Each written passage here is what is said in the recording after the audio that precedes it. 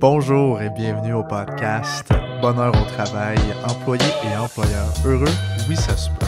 À chaque épisode, on donne des outils à tous les membres d'une entreprise ou organisation pour vous aider à développer une culture de bonheur au travail. Bon épisode! Bonjour tout le monde et bienvenue à notre dernière pour la saison numéro 1. Alors, notre 12e épisode, on s'est rendu là. Alors, bonjour Max. Salut Caroline. Ça va bien? Toujours. Oui, toi? Absolument. Je pense Cool. que c'est ce qu'on a réussi à accomplir dans ces 12 derniers épisodes, ou là, aujourd'hui la 12e. Je pense qu'on peut avoir de la fierté dans ce qu'on a accompli. Plus donner une tape dans le dos. Oui. Puis une petite bouteille de bulle pour souligner ça. C'est rare que je dis oui, là je vais dire oui. Ah oui? Ouais. Pour les besoins de la cause, comme vous savez, Caroline aime toujours célébrer. Okay. Alors là, on célèbre notre dernière de la saison numéro 1. Et pour ceux qui nous écoutent en balado, on boit... Qu'est-ce qu'on boit, Caroline? Oh mon Dieu, c'est l'île d'Orléans, un produit terroir, et puis c'est un cidre de pomme, si je ne m'abuse. Oui. Et puis c'est notre ami Félix, notre technicien de son, de caméra et notre appui support moral. Et on boit ça à ton honneur aussi. Est-ce que tu veux me passer... Ça va me faire plaisir de te passer les verres. Alors, on est en train de se verser un verre. Donc ça, est-ce que c'est Félix qui nous a ramené ça de la France? Pas de la France. Pas de la France. Non. OK. Dommage. Parce que Félix a déjà fait un voyage en France, récemment. Il nous a abandonnés Oui. pendant quelques semaines. Puis, Félix, envoie donc ton frère. Merci. Alors, on ne sait pas qu'est-ce qu'on va avoir l'air à la fin de l'épisode, mais on devrait être correct. Oui. Tiens, tu peux offrir ça à Un notre chef. verre, ça devrait être correct. Oui, c'est ça. Alors, santé Cheers. et surtout bonheur. Bonheur. Bonheur, Félix. Bonheur, Félix. Et bonheur à vous, chers auditeurs. Merci d'être là pour notre 12e épisode. Faudrait que je boive.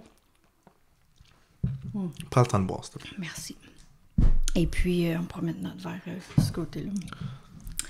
Alors, ce qui nous apporte le sujet d'aujourd'hui, c'est pas être inspiré sous l'influence d'alcool, mais c'est l'inspiration de d'autres personnes qui nous inspirent.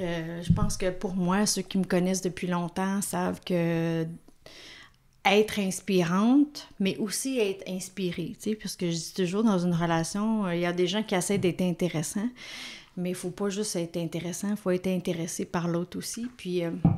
J'aime beaucoup vivre ma vie avec cette prémisse-là de regarder autour de moi puis d'être inspirée autant par la personne qui va emballer les épiceries puis qui fredonne puis qui est souriant et tout ça. Pour moi, c'est inspirant. Autant que quelqu'un qui a beaucoup de succès, beaucoup d'argent, je vais être inspirée par ça aussi. T'sais. Mais aussi, c'est de savoir... comment moi, je peux être inspirante aussi par les gens qui m'observent puis qui m'entendent. Et puis, ben, je pense que c'était une de nos missions de notre podcast, c'est d'inspirer un peu les auditeurs. Mais j'aime la dualité que tu apportes avec ça, que l'inspiration, c'est pas juste soit t'es une inspiration ou soit t'es quelqu'un qui devrait se faire inspirer. T'es constamment les deux. Mm-hmm. Tes actions puis qu'est-ce que tu fais, ça peut inspirer les autres, tu peux avoir un impact. Tu sais, le podcast m'a beaucoup aidé parce que les gens m'en rappellent, l'écoutent et m'abordent, me le disent « Hey, j'ai aimé ci, ça ». Je leur pose la question aussi, qu'est-ce qu'ils ont aimé particulièrement. Je prends le temps, je m'intéresse, mais simplement le fait de savoir que hey, ça les inspire, puis oui, ils rapportent au moins un petit quelque chose, au moins ils ont porté attention. Le fait, moi, je me sens un peu plus inspirant comme ça, puis... ça me motive à rester inspiré aussi, puis avoir un petit peu cette... ce qu'on appelle dans le monde des arts martiaux la mentalité de ceinture blanche. Donc, t'es toujours comme un peu en train de... oui, d'apprendre, mais d'être inspiré aussi, puis de vouloir apprendre, puis de vouloir ajouter à ta vision, puis à ta mission. Oui, puis il y a une bonne distinction à faire aussi entre être inspiré puis être motivé. Ouais. Puis je me souviens, quand j'avais commencé un peu lignée-là de mon entreprise, d'être conférencière, bien souvent, il y a quelqu'un qui m'avait dit « T'es un motivational speaker, t'es un motivateur. » Puis moi, j'ai dit « Mon but, c'est pas de motiver, c'est vraiment d'inspirer. » Fait que c'est quoi la nuance?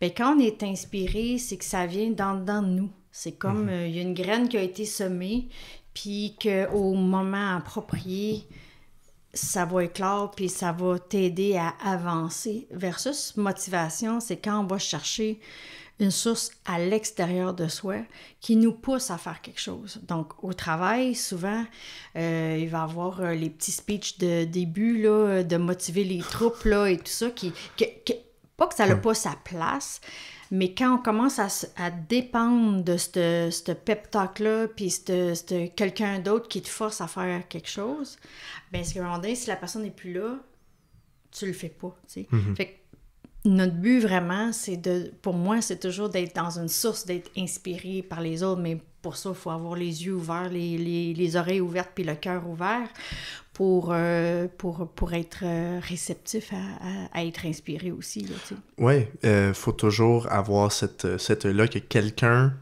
à quelque part, ou une partie d'une personne est meilleure que nous dans un sujet. Puis c'est quelque chose...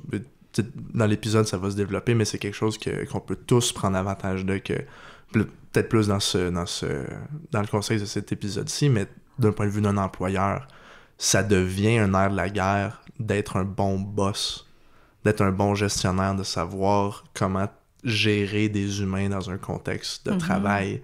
Donc, être capable de prendre action et vouloir viser, par exemple, l'excellence ou s'être inspiré de bons boss, si c'est ça que tu as le goût de faire. Parce que veux pas, si tu as un projet d'entreprise, par exemple, tu es un jeune entrepreneur, tu débutes ta start-up, puis un jour, tu veux en vivre, puis tu veux avoir du temps, you want to reap the benefits de ça, ben les bénéfices, c'est souvent le temps, puis la liberté, mais il faut que ta business, elle run toujours. Donc, tu as besoin des gens, donc tu as besoin d'être capable de devenir un bon boss pour que ta business se run tout seul. Ça veut dire que tu as engagé des bonnes personnes qui savent comment la faire fonctionner de la manière que tu veux. Oui, puis si tu me permets... Toujours. Merci. Quand tu as parlé tantôt de gérer tes employés, je pense que quand tu es capable d'arriver à un niveau où tu inspires tes employés, même pas besoin de leur dire trop quoi faire. Ils sont tellement comme inspirés, ça vient d'eux, ils prennent de l'initiative, ils sont créatifs, ils vont de l'avant et tout ça sans que tu aies besoin de les motiver à faire quelque chose. Fait que je pense qu'il y a matière à réfléchir sur ce sujet-là, de savoir, mais qu'est-ce qui vous inspire? Puis où allez-vous chercher votre source d'inspiration? Puis c'est un peu, excusez si ça a été long. Vous avez vu qu'on a ouvert la bouteille maintenant et non tantôt. Et qu'on n'a pas déjà bu, mais vraiment le sujet de la chronique, c'est un peu, moi et Max, on voulait partager qui nous inspire en tant qu'entreprise. Donc, c'est notre sujet aujourd'hui, l'inspiration et qui nous inspire et pourquoi. Mais c'est pas les seules personnes qui nous inspirent. Non, moi j'ai plusieurs sources d'inspiration. Je pense que c'est sain d'avoir plusieurs sources d'inspiration, parce que sinon on vire un petit peu vers le dogmatisme. C'est pas la... Ouais, ou fanatique, puis l'imitation de l'autre. Là, et tout Quand ça. vous êtes votre propre personne, vous méritez d'être inspiré des gens au lieu de vouloir en faire une copie. Oui, puis de le personnaliser, puis de le twister à sa saveur à nous et tout ça, tu sais. OK. Fait que c'est qui t'inspire aujourd'hui? Ben moi, ça fait longtemps que cette personne-là m'inspire. Fait qu'il y a il y a lui et ses entreprises, si vous voulez. Alors, je vais vous montrer, pour ceux qui ne le connaissent pas.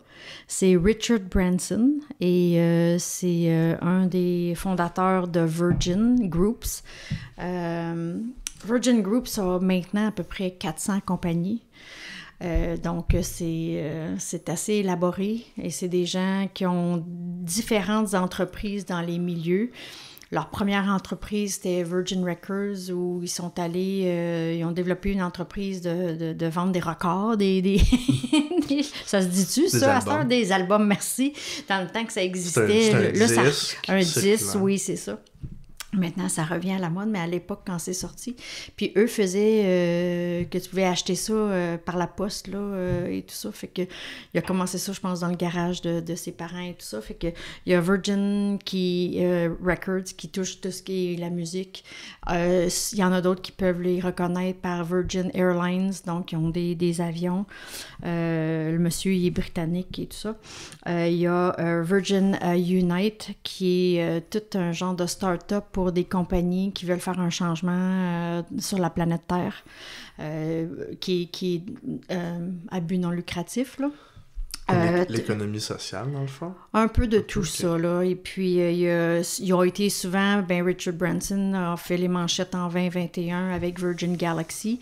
Alors, ça fait longtemps que lui, il s'intéresse à voyager dans l'espace. Alors, il a fait partie des premiers astronautes commerciaux là, qui sont allés dans l'espace là, en 2021. Donc, ces compagnies sont très diversifiées. Mais en arrière de ces compagnies, c'est cet homme-là qui, pour moi, m'inspire. Et dans mes débuts de faire carrière, de faire de la formation, on entend tout le temps parler de c'est le client qui a raison. Puis lui, il a toujours eu l'approche de c'est l'employé. Et puis, il met beaucoup d'emphase sur l'être humain et l'employé, et puis qui est un peu notre sujet de bonheur au travail, de travailler avec l'être humain. Donc, c'est pour cette raison-là que j'ai choisi de parler de lui aujourd'hui. Cool. Il est vraiment inspirant. Oui. Il est vraiment inspirant. Ah oui, puis on va en découler un peu plus les raisons pourquoi il nous inspire aussi. Là. Mais puis toi, Max, tu as choisi quelqu'un local qui t'inspire? Oui, moi j'ai trouvé quelqu'un de local. Par local, je veux dire quelqu'un qui... c'est pas quelqu'un, c'est une entreprise qui est à Gatineau. Moi je parle de QDI, qui est dans le fond une firme de génie conseil dans la région de l'Outaouais, principalement à Gatineau. Ça a été fondé par Martin Lachapelle et Daniel Dumont. Je me rappelle pas exactement quand, mais il y avait les deux leur propre firme. Ils ont décidé de se jumeler ensemble. Ils l'avaient déjà jumelé, puis ils ont changé de nom. Puis ils sont encore plus unifiés. Et je les trouve très inspirants parce qu'il n'y a pas... Eux autres, ils ont vraiment adressé la notion d'être un bon employeur et d'adresser l'excellence. Eux autres, ils valorisent, à prime abord, l'excellence dans leur valeur d'entreprise, mais qu'est-ce que j'ai trouvé intéressant quand j'ai pu m'asseoir puis jaser avec Martin, c'était de comprendre que c'est vraiment quelque chose qui valorise, parce qu'en 2020, quand tout le monde pensait à sauver les meubles pendant qu'ils voyaient la pandémie faisant en sorte que ça fermait, il y a beaucoup de choses qui fermaient, ça cause un gros ralentissement des activités, eux ils se sont retournés puis ont fait ok, comment est-ce qu'on peut devenir excellent à autre chose, puis ils sont concentrés sur le fait de devenir excellent comme employeur, excellent comme patron, puis ils ont décidé ils ont eu leur objectif. Comment est-ce qu'on fait pour devenir d'excellents patrons? Puis ensuite, les étapes et les outils sont venus. L'univers a joué en leur faveur parce qu'ils ont fait un souhait. Puis les outils sont venus par la suite. Ils ont été ouverts aux opportunités. Puis c'est un petit peu de ça que je vais parler. Puis pourquoi ça m'inspire je beaucoup. comprends. Je pense que ça vient toucher non seulement tes valeurs à toi, mais ton sujet qui te passionne beaucoup, qui est d'être d'un bon employeur, qui un autre de notre mission à nous du podcast, c'est d'outiller tout le monde pour justement devenir des bons employeurs et des bons employés aussi. Ouais, c'est un employeur qui valorise ses employés en tant qu'humains, mais des employés qui valorisent leur employeur puis leurs collègues en tant qu'humains aussi. Là. C'est ça. Ben, puis je pense que c'est un peu... ce qui est commun aux deux entreprises qu'on présente, ou c'est les visionnaires derrière ces entreprises-là, c'est justement ça, c'est de focusser sur l'être humain qui travaille dans leur boîte, qui ressort le plus et qui nous passionne, moi puis toi, toutes les deux. Tu sais. Oui, puis si je peux me permettre de citer un article qui a été écrit justement sur QDI puis leur pratique de gestion des ressources humaines et leur pratique de marque employeur. Ils disaient qu'ils ont une réelle préoccupation de satisfaire les aspirations personnelles et professionnelles de leurs employés. Donc, il y a autant professionnel que personnel aussi. Ça, c'est... Je vais rentrer un petit peu plus là-dedans, peut-être un petit peu plus tard dans le podcast, sur ce que je trouve vraiment intéressant dans le personnel. Puis c'est pas juste le fait que... C'est comprendre essentiellement que si c'est pas un... Un employé, c'est un employé, c'est une partie dans une grande machine qui est l'entreprise. Donc, tu peux pas t'attendre à quelqu'un qui est une plus petite partie d'une entreprise à prioriser l'entreprise comme étant sa vie en tant que telle. Ça reste une partie de la vie de l'employé, au même titre que l'employé est une partie de l'entreprise aussi. Fait que comprendre ça, puis comprendre la complexité de la personne, puis le fait qu'ils mettent la complexité humaine, entre guillemets, au milieu de leur pratique, puis l'adaptation autour de ça. Ça en dit beaucoup sur eux. Ça en dit beaucoup sur eux, oui. Je pense que si on va à ce qui nous attire de eux, pour moi, Richard Branson, c'est quelqu'un qui a énormément d'audace. C'est lui qui brise les patterns et tout ça. Donc, ceux qui me connaissent longtemps, malgré que dernièrement, je me trouve pas très audacieuse, mais ça fait partie de mes objectifs prochainement de recommencer d'être audacieuse. Mais les premières années de mon entreprise, j'étais audacieuse. T'sais, j'ai fait des choses en dehors de la norme, puis j'ai pas eu peur de dépenser ou de faire des choses qui sortent un peu de la boîte. Fait que ça m'attire beaucoup de lui. Quelqu'un d'énormément visionnaire. Écoute, c'est toujours avant-gardiste, toujours en train de voir plus loin comment ils peuvent se développer. Comme tu disais tantôt, axé sur les valeurs humaines de l'être humain, puis de vraiment... C'est ce qui fait que quand je le regarde, même s'il s'est planté plusieurs fois, cette audace-là, puis ce visionnaire-là, c'est les qualificatifs qui me retiennent le plus. Moi, ça m'aide à, quand je lis ses livres puis ses biographies, à dire, Caro, t'es capable encore d'être audacieuse, même rendue à ton âge. Là, tu sais. Oui, définitivement. Puis le fait qu'il y a eu des embûches puis qu'il s'est enfargé, ça n'a rien à... Tu sais, ça arrive à tout le monde. Là. Tout le monde s'enfarge, tout le monde a des embûches. C'est comment tu réponds. Ouais. Ça a toujours été ça. C'est la raison pourquoi tu dis oui, c'est enfargé, mais c'est parce que lui s'est dit ok, je me suis enfargé, mais ça va se tourner à mon avantage. T'sais, moi, c'est une des choses que je me dis, c'est en anglais, mais je me dis pareil, c'est make it make sense. Si tu trébuches, make it make sense. Relève-toi. C'est ça. Est-ce que cette embûche-là a pu t'apporter quelque chose? Ok, ben, tu sais, si c'est littéralement genre, j'ai pas attaché mes souliers puis j'ai trébuché, ben. OK, make it make sense. La prochaine fois, je vais attacher mes souliers. C'est relié absolument, à ça. Fait que c'est définitif. C'est super bon que... Tu sais, il a écrit des livres, il est capable de partager ça, puis il donne du matériel, il donne de l'inspiration. Ouais. Il en profite beaucoup, puis ça, c'est... ce qui est le fun, c'est que t'as pas besoin d'être un employé de Virgin pour profiter de cette inspiration-là. Non, pas du tout. Toi, y a-t-il d'autres choses qui t'attirent chez QDI? C'est vraiment au niveau de leur... peut-être les valeurs qu'ils ont, les valeurs qu'ils ont instaurées dans leur milieu de travail, puis je vais commenter un petit peu plus... Je vais les énumérer, puis je vais commenter un petit peu sur pourquoi j'aime leur choix, puis je sais pas si c'est comme...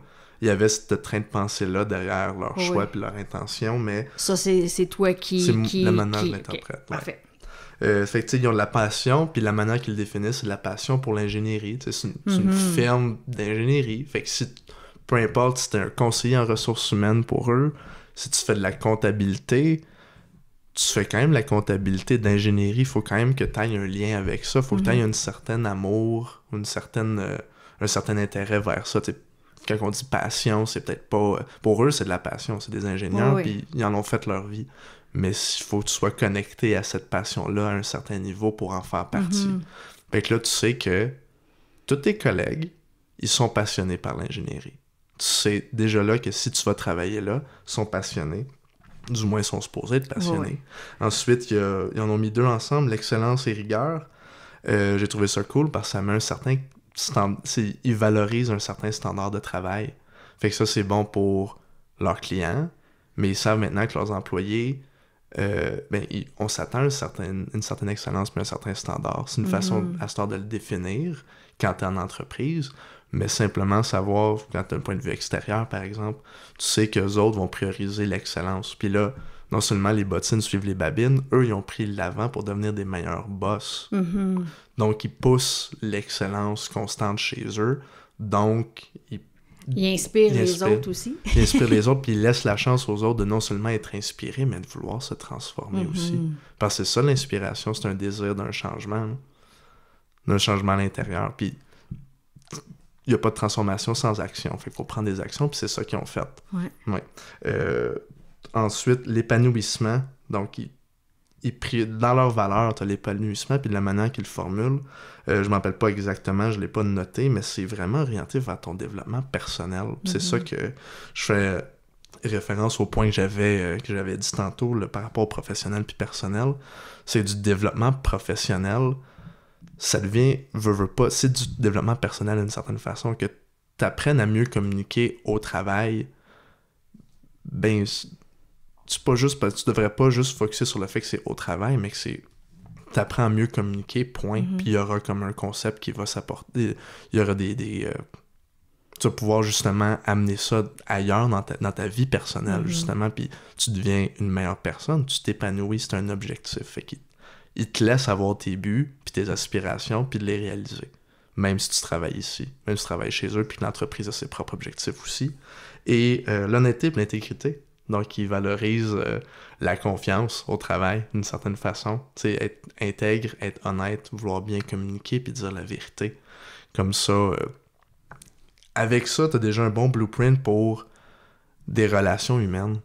C'est ça que j'aime vraiment de leur valeur, c'est que c'est très humain puis c'est défini vers comment est-ce que l'humain est excellent, comment est-ce que l'humain peut être honnête, comment est-ce que l'humain peut être passionné aussi. C'est le même qui voit ça. Merveilleux. Oui. J'ai hâte d'apprendre à les connaître plus, moi aussi. J'ai justement rencontré un employé quelques mois passés. Et puis, maintenant que quand je l'ai rencontré, il m'avait dit où il travaillait. Mais c'est juste quand toi, tu m'as parlé que j'ai fait l'association de cette personne-là à cet endroit-là. Puis, je vois que ce que tu parles de valeur et tout ça, cette personne-là dégageait ça. Fait que c'est très intéressant de faire le lien, là, puis l'association. Je sais que pour moi, Richard Branson puis la famille de Virgin, eux autres, c'est beaucoup la famille. Et puis, ça se voit beaucoup, non seulement de promouvoir leur famille personnelle, mais aussi qu'eux deviennent une propre famille. Leur valeur, c'est l'entrepreneuriat. Et la façon, quand on lit les livres et de Richard, et puis qu'on comprend son approche avec ses employés, c'est que c'est pas juste lui l'entrepreneur, c'est qu'il fait développer le côté entrepreneurial chez chaque employé comme si c'était sa propre business. Fait que c'est vraiment inspirant de voir comment il fonctionne. Comme moi, je suis comme... Allez, toutes les livres. C'est comme, puis sans nécessairement être à 100% comme lui, là, comme on le disait tantôt, prendre quelques petites bits, mais comment lui, on va en parler un petit peu plus loin, comment il est avec les employés, mais ça, cette approche-là est fascinante. L'autre, que si on le connaît, Richard, il a fait... il a essayé de faire le tour du monde en montgolfière, en galaxie, dans l'espace, tout ça. Fait que l'aventure fait partie de leurs valeurs d'entreprise. Puis, ça se voit. Et puis, et lui, ce qui m'a un peu surpris quand je faisais la lecture sur ses valeurs, c'était l'économe, parce que c'est un billionnaire, là, bien l'argent. Mais il y a cette approche-là de comment simplifier les coûts et tout ça, puis avoir des finances saines et tout ça, c'est assez intéressant. Et une autre de mes valeurs qui est très propre à moi, qui est très proche à moi, qui est le plaisir. Alors, tout doit être fait dans le plaisir. Travail d'équipe, la contribution et la concurrence. Donc, il y en a plusieurs. Souvent, avec mes entreprises, je leur dis d'en choisir au moins 3 à 5. Eux autres, ils en ont plus que ça. Mais c'est fascinant parce que on peut voir une valeur, ça peut être des mots, mais c'est vraiment une valeur quand on peut observer ce qu'on lit avec leur business puis comment ils agissent et tout ça. Fait que pour moi, c'est des valeurs très intéressantes qui me parlent beaucoup puis qui m'inspirent beaucoup. Mais moi, oui, puis je vois un lien déjà entre, par exemple, l'aventure comme valeur et l'épanouissement comme valeur aussi, parce que la vie, c'est une aventure, puis tu t'embarques dans une aventure dans peu importe quel projet que tu fais. C'est les mêmes stades, il y a toutes les mêmes récurrences, tous les mêmes événements arrivent sans nécessairement être pareil non plus. C'est juste des stades quand t'embarques dans une aventure, puis en profiter, voir ça comme du positif, puis focuser justement sur la simplicité des outils aussi. J'aime ça que, même si t'es un milliardaire, comme it doesn't matter si tu gères un budget de 1000$ ou $1 milliard, si t'es spread out partout puis si ta comptabilité te fait chier, faire ta comptabilité ça fait chier, ben tu seras pas heureux nécessairement, tu vas avoir des embûches. Fait que c'est simplifier les choses puis focuser sur l'essentiel de l'épanouissement puis l'aventure, je trouve ça fascinant. Puis QDI, dans le fond, de la manière qu'ils parlent d'épanouissement, ils l'ont vraiment mis dans le fond, au centre de leur pratique de gestion des ressources humaines, si je peux utiliser des termes vraiment, vraiment techniques. J'ai trouvé ça vraiment cool. Donc, qu'est-ce qu'ils ont fait? C'est qu'en 2020, ils ont fait un sondage. Ils ont fait la certification employeur remarquable. Puis, entre autres, c'est un sondage aux employés. Puis, les résultats des sondages, ils ont donné des résultats assez précis sur qu'est-ce qu'ils avaient de besoin. Ils ont été chanceux, dans le fond, que leurs besoins étaient surtout axé sur, par exemple, la rétroaction, le mentorat, le coaching, la formation. C'est plus sur l'aspect humain. Fait qu'ils se sont centrés là-dessus. Ils se sont concentrés puis ont développé quelque chose de vraiment adaptable et vraiment intéressant pour chacun des employés, dans le sens où, c'est ça, là je fais référence encore à ce que j'avais dit tantôt, si l'humain est une partie dans l'entreprise, mais l'entreprise va être une partie dans la vie de l'humain, là. Fait que comprendre que l'humain, il y a d'autres aspirations. Je te donne un exemple. Il y a un des employés, là, il s'étend de devenir pompier volontaire.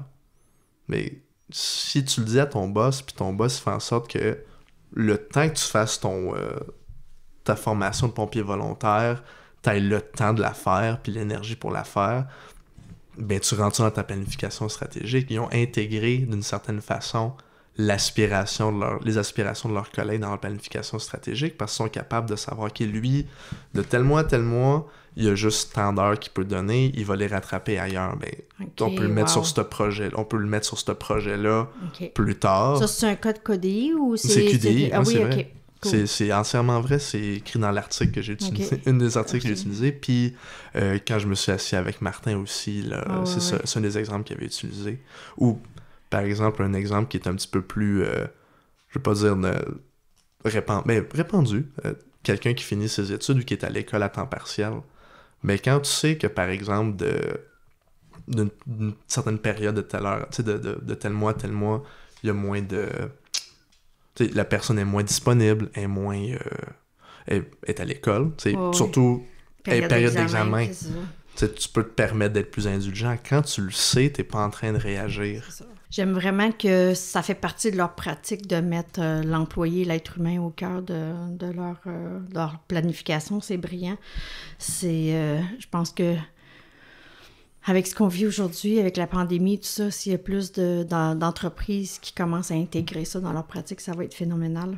Je pense que je l'ai mentionné tantôt, Richard Branson s'est beaucoup axé sur, puis je pense qu'on l'a cité dans d'autres de nos épisodes de podcast, que lui, il met beaucoup d'accent sur outiller ses employés, puis de prendre soin d'eux, puis que si on prend soin des employés, ils sont heureux, puis s'ils sont heureux, c'est sûr que les clients vont être heureux, tu sais. Et puis, il croit beaucoup dans leur donner les outils et l'espace pour faire leur travail. Puis une des pratiques qu'il a faites, Richard, à un moment donné, quand ils ont bâti leur building, leur édifice, il a choisi d'avoir son bureau sur son bateau. Plate un peu, là, mais il a choisi d'avoir son bureau à l'extérieur de l'édifice, le head office, là, le bureau chef, pour que les gens n'aient pas la facilité de le rejoindre pour régler leurs problèmes.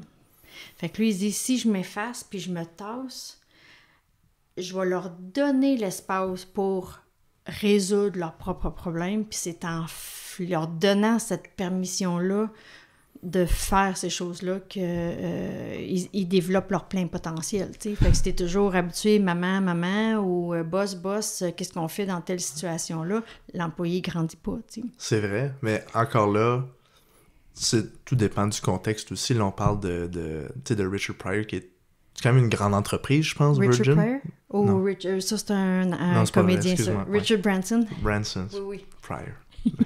Oui, le contexte, c'est fait que c'est une grosse entreprise, c'est une grosse boîte. C'est ça, c'est une grosse entreprise, puis je pense que quand tu as un écosystème, un environnement de travail où il y a beaucoup de gens, qu'il y a une culture d'entreprise qui est déjà très bien établie, là, en tant que patron, tu peux te permettre de te reculer un peu, parce que tu sais, puis tu as confiance dans les outils puis la formation que tu leur as donné, puis que tu sais que la culture d'entreprise va être forte, puis que les valeurs de l'entreprise vont être respectées dans chacune des décisions qui sont prises. Ce que j'aime, puis si je peux faire justement un parallèle avec QDI, c'est qu'eux autres sont allés un petit peu vers le contraire. Eux autres, ils ont pris l'avantage du fait que c'est une PME, puis que tout le monde est proche. T'sais, ils ont besoin d'être proches puis de connaître les ambitions personnelles de leurs employés. Ils ont besoin d'être rejoignables. Ils peuvent pas nécessairement être sur le bateau puis pas être rejoignables si on veut. Ou du moins, ils choisissent d'être plus proches. C'est la manière qu'ils décident de l'apporter. Puis ils ont réussi justement ils ont implanté ce qu'ils appellent dans le fond, c'est c'est un logiciel de, si on veut, d'ambition personnelle ou de développement personnel ou individuel. Donc, ils ont rajouté, si on veut, du jus à leur dossier d'employé. Donc, c'est pas juste un dossier disciplinaire puis connaître tes vacances, mais tu sais, en sachant que genre, hey, moi, j'ai le goût de devenir un patron. Ben, eux autres, ils ont leur pratique puis ils disent, OK, mais pour être un patron ou éventuellement plus tard, si je suis un employé en ce moment ou si j'ai le goût de me développer en tant qu'employeur ou en tant que futur gestionnaire, mais voici le comportement à apporter et à adopter. Et les changements, peut-être pas nécessairement les changements, mais du moins avoir ta vision déjà prête. Fait qu'il donne les outils, éventuellement. C'est ça, le fait de pouvoir donner des outils, puis ensuite, éventuellement, tu vas avoir la confiance de Richard Branson de pouvoir simplement dire règle les problèmes, puis si jamais ça va vraiment pas, là, tu peux m'appeler. Absolument. Ben, je pense que c'est une de ses pratiques, c'est vraiment... Il invite les gens à faire des erreurs. Good. Pour un peu t'apprendre de tes erreurs, make sense, comme tu disais, et tout ça. Fait que ça, c'est une des choses que j'admire beaucoup, c'est que les employés se font pas attaquer s'ils font une erreur. Ils sont invités à faire des erreurs puis apprendre de ça et tout ça. Fait qu'ils donnent la possibilité. Leur pratique aussi, c'est toujours de pousser les limites. C'est vraiment fait partie de leur entreprise de... je pense que les entreprises qui ont parti au niveau des médias, des compagnies aériennes et tout ça, c'est de pousser le statu quo.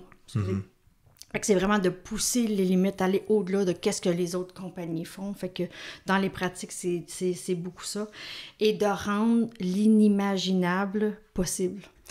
Donc, ce que les gens disent que ça peut pas être fait, eux autres, ils se donnent une mission puis une fierté de dire... Si on dit que ça peut pas être fait, prouvons le contraire et tout ça. Fait que j'aime beaucoup que ça fait partie intégrante de la culture avec les employés puis de leur pratique de dire on essaye, on se plante, on fait des erreurs, on apprend, poussez vos limites et rendez ça possible. T'sais. Fait que ça me parle beaucoup de qui ils sont. Puis je pense que si on termine un peu vers l'image de marque que ça laisse, c'est que souvent, ces gens-là de Virgin, c'est ça. Ils sont reconnus pour, quand on n'avait aucune idée c'était qui Virgin, ben ils faisaient des stunts, là, des genres de défis personnels où ce qui partait à vouloir faire le tour de la Terre en montgolfière. Mais la montgolfière, elle avait le logo de Virgin, tu sais, fait que ils ont fait plein de choses dans leur vie qui fait que ils étaient sur la première page des journaux, à l'époque où il y avait encore des journaux, et que c'était le logo de Virgin qui était promu. Donc, ils faisaient toujours parler d'eux Souvent, même pas dans le contexte de ce qu'ils essayaient de vendre ou un produit ça. ou un service qu'ils offraient, mais les gens reconnaissaient l'image, reconnaissaient la marque, puis ils savaient, on associait toujours Virgin avec différent. C'est ça. Par rapport à notre expérience de client va être différent et dans tous les médias sociaux, dans toute leur approche qui sont leur expérience client est différente, mais l'expérience employée est également très différente. Oui, je trouve ça cool, justement, tu sais, ils ont utilisé leur entreprise pour vivre. Puis je pense qu'il y a quand même peut-être un petit point de vue un peu cynique. Je sais que je l'ai déjà entendu de beaucoup de gens cyniques, genre, c'est juste pour faire de l'argent. C'est juste pour faire de l'argent. Mais non, tu sais, tu peux utiliser l'aventure puis le bonheur pour, tu sais, faire des ventes. Parce que là, maintenant, on connaît tout Virgin, puis acheter les produits ou participer dans leur projet ou peu importe, ça peut être vraiment intéressant. Ou aller travailler, là, ça peut être vraiment intéressant. On les connaît, donc Virgin en bénéficie. Mais est-ce que c'était vraiment juste ça l'intention? Pas nécessairement. Puis la manière que tu l'apportes, je trouve ça vraiment cool. Simplement de mentionner que l'idée puis le trip, c'est une chose. Puis là, après, il y a des bénéfices qui s'en viennent. Puis oui, ça peut toujours se retourner à notre avantage, mais oser être différent puis vouloir triper, là. Vraiment vouloir triper, c'est ça qui va faire en sorte que tu vas vivre puis tu vas avoir quelque chose de vraiment dans le fond, des memories, des souvenirs, là, c'est ça. Puis ça a été quelque chose de très important pour QDE également. Sans nécessairement que ce soit leur image de marque, mais leur image de marque, ça devient pas nécessairement les souvenirs, mais le fait qu'ils permettent aux gens de s'épanouir puis d'être vraiment heureux. Leur image de marque a l'air centrée sur les gens. Oui, bien écoute, comme je te dis, quand j'ai rencontré l'autre employé, puis c'est un ingénieur, moi, j'ai pas nécessairement des connotations positives par rapport à les ingénieurs, je suis désolée. mais vraiment, cette personne-là évoquait cette image de marque-là que tu décris si bien. J'étais agréablement surprise, puis là, je vois que il reflète vraiment les valeurs où il travaille, là, tu sais. Mm-hmm. Exactement. Puis le fait que ça soit vraiment ces gens-là qui soient mis à l'avant aussi, parce que quand on regarde, par exemple, ils ont des affiches sur les autobus, ben c'est pas juste QDI avec leur logo. T'sais, on voit des gens, mais c'est leurs gens. Oui, c'est leur monde. C'est ça qui est arrivé. Je pense j'ai regardé leur site internet. Souvent, les gens vont prendre des stocks photos, des choses comme ça, mais c'est littéralement leurs employés qui sont là et tout ça. Fait que délibérément. Ça vient personnaliser encore plus là, l'expérience et l'image et tout ça. Oui, le fait qu'ils l'apportent puis que c'est des gens justement que tu vas reconnaître. J'en parle des fois j'en parle avec Félix quand il y a des compagnies par exemple qui te montrent du monde sur leur affiche de poste ou sur leur branding de on recrute, puis c'est des gens qu'on reconnaît pas ou avec qui tu travailleras jamais, mais il y a comme l'inauthenticité qui vient là-dedans aussi là. Puis ça tout de suite ça fait en sorte que c'est fake, puis indirectement ils mettent l'authenticité comme au centre de leur marque employeur, mais leur marque de commerce aussi. Puis je pense que c'est ça qui est le fun, parce que probablement tu vois une face sur l'autobus, puis que là tu rentres dans la boîte, puis tu fais comme « Hey, cool! » C'est vraiment intéressant là, de voir que c'est une personne que tu vas travailler avec, là, tu sais. Fait que je pense que pour les appels à l'action, peut-être, c'est vraiment en tant qu'employeur puis employé, c'est de savoir c'est qui vous inspire. Tu sais, je suis certaine qu'on souhaite là, qu'on vous inspire, mais prenez le temps cet été là, de réfléchir à que ça soit quelqu'un au niveau international, pan-canadien, local ici, qui vous inspire. C'est quoi, un peu comme qu'on a fait aujourd'hui, là, c'est quoi les valeurs qu'ils dégagent, c'est quoi, qu'est-ce qui vous attire de eux et tout ça, pour vraiment après ça, voir, c'est pourquoi je suis inspirée d'eux autres. Puis, deuxième appel à l'action, c'est qu'est-ce que je peux faire pour mettre en pratique une partie de ce qui m'attire de eux dans mon entreprise, tu sais. Peut-être que vous êtes attirés, vous autres aussi, par l'audace d'un certain entrepreneur ou même d'un employé. Là, si on parle d'un employé, il y a peut-être un employé que vous connaissez dans votre boîte, que vous le regardez puis il vous inspire parce qu'il prend des chances, il a de la confiance en lui. Fait que qui vous inspire, autant employé comme employeur? Pourquoi? Puis qu'est-ce que vous pouvez faire pour justement vous inspirer de ça pour aller vous dépasser votre plein potentiel à vous autres, tu sais? Oui, et comme dernier appel à l'action, on fait vraiment appel un peu à vous, si on veut, chers auditeurs. C'est le dernier épisode de la saison. Est-ce que vous avez des idées pour nous? Est-ce que vous avez des suggestions, peut-être des sujets qu'on n'a pas abordés dans la première saison que vous aimeriez qu'on touche ou qu'on réaborde sous un différent angle aussi si on est déjà passé à travers ou que c'est similaire? Puis à saison 2, ben je pense que ça fait partie de nos plans d'avoir des invités. Alors, s'il y a quelqu'un que vous connaissez, que vous aimeriez qu'il fasse partie de notre podcast pour une émission, soyez bien ouverts à nous le proposer ou nous la proposer. On prend cette période d'été-là pour faire un petit débriefing de comment ça a été notre première saison, puis commencer à travailler les prochains sujets.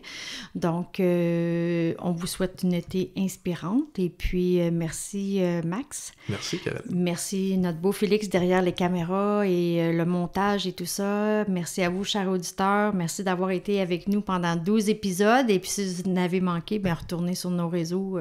Les autres épisodes sont là. Au plaisir d'entendre de vos nouvelles. Oui, merci Caroline, merci Félix, et merci, chers auditeurs. Revenez-nous la saison prochaine pour un autre épisode de Bonheur au travail, employés et employeurs heureux. Oui, ça se peut. Abonnez-vous à notre chaîne YouTube. Vous pouvez nous suivre également sur Facebook et Instagram. Merci, bon été et à la prochaine. Cheers! Merci!